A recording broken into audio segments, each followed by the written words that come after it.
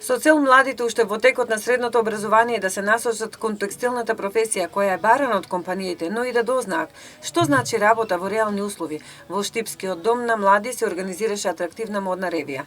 Денес 5 средни училишта од регионот и Универзитетот Гоце Делчев, Техничко-технолошкиот факултет и Текстилното трговско здружение Текстилен кластер ја презентираа својата креативност фокусирана преку моделите на младите креатори.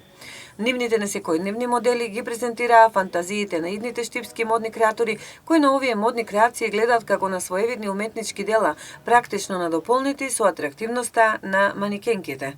Стана збор за еден многу интересен и долго спреман моден настан.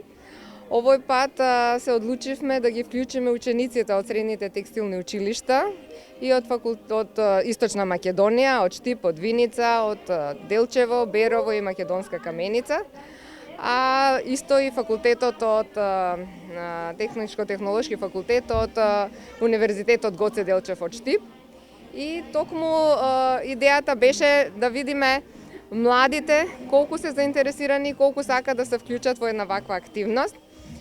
Активноста почна некаде во месец јануари со посета на текстилните училишта. Имавме ментор кој што ги подготвуваше учениците, тоа е нашата позната дизајнерка Ирина Тошева и секако професорите од училиштата и од факултетот работеа со учениците. И мислам дека и покрај многу лошите услови што ни ги предизвика пандемијата, ние успеавме да направиме една убава колекција заедно со студентите. Модната ревија насловена како Денови на текстилната индустрија, промоција на младата генерација, представува само еден сегмент за поттикнување на досега нерегистрираниот минимален интерес на младите за изучување на тајните на модниот дизајн и вклученост во сферата на текстилното производство. Сепак, според одговорните за академската насоченост на идните генерации, постои оптимизам и моменталната состојба на текстилното училиште со најмал број на ученици ќе биде надмината. Во тоа веруваат и младите кои го работат токму она што го сакаат, навлегувајќи сепак во привлечниот свет на модата. Ние работиме како тим, настапуваме тимски, имаме 5 креации. До сега јас сите мои школски сокласници и врсници што се дојдени во текстилната, се дојдени пред се од љубов кон модата, од сама волја, а другите тоа... Јас мислам дека е тоа што гледат училиштето надворешно. Секој не треба да се суди надворешно. Македонскиот текстилен кластер преку директно учество во меѓуграничниот проект именуван како модна текстилна индустрија, привлечна за младите генерации, придонесувач кон економскиот развој и социјалниот просперитет на прекограничниот регион, ја напоменува подготвеноста за понатамашно делување во овој правец и на иницијативи.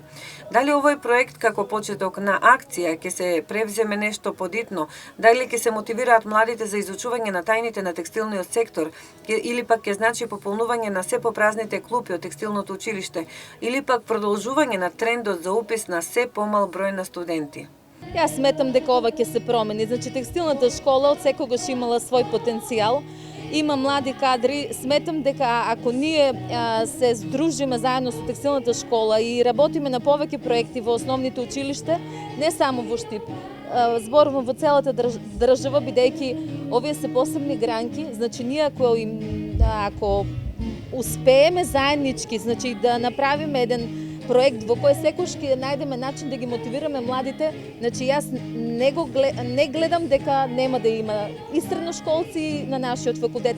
Сепак тоа е една работа што ние треба малку повеќе да работиме сите заеднички и да се здружиме и да видиме дека навистина ќе имаме деца, а иднината не ја гледам дека нема да обстанете и средното текстилно училиште и технолошко-техничкиот факултет. На колекциите изработени од текстилен отпад под менторство на дизајнерката Ирина Тошева работеле ученици од средните текстилни училишта Димитар Мирасчиев од Штип, Ацо Русковски од Берово, Миле Јаневски Джингар од Македонска Каменица, Виничкото средно училиште Ванчо Прке и Методи Митевски Брицо од Делчево. Секако во соработка со студентите од Техничко-технолошкиот факултет при УГД. Според директорката на Штипското текстилно училиште, годинава се создадени можности за унапредување на образовниот текстилен сектор со стипендирање и соработка со поуспешни текстилни компании. А со оглед на тоа дека нашиот град е текстилен, дека има многу работни места кои што може да ги пополнат овие кадри од текстилната струка, треба да им биде мотивација во време кога тешко се наоѓа работа. Од друга страна, дипломите од средното стручно училиште не значи дека треба да работат само на машина. Учениците ги завршуваат своето образование и се оспособени да работат и сами, како например ова што го презентираа денеска, да отворат своји модни студија, своји бутици кај што ќе може да изразат својата креативност. Тоа е од една страна, да види пошироко градот дека има и успех, има и нешто што покажуваат учениците и покрај условите во кои што работеа. А од друга страна, стипендиите кои што ги нуди сега, слушнав дека и министерката даде изјава некаде дека ќе има стипендии за средното стручно образование, треба да биде и тоа дополнителен мотив, но според мене најголем успех ќе има ако уште поблиску се поврземе со текстилните компании.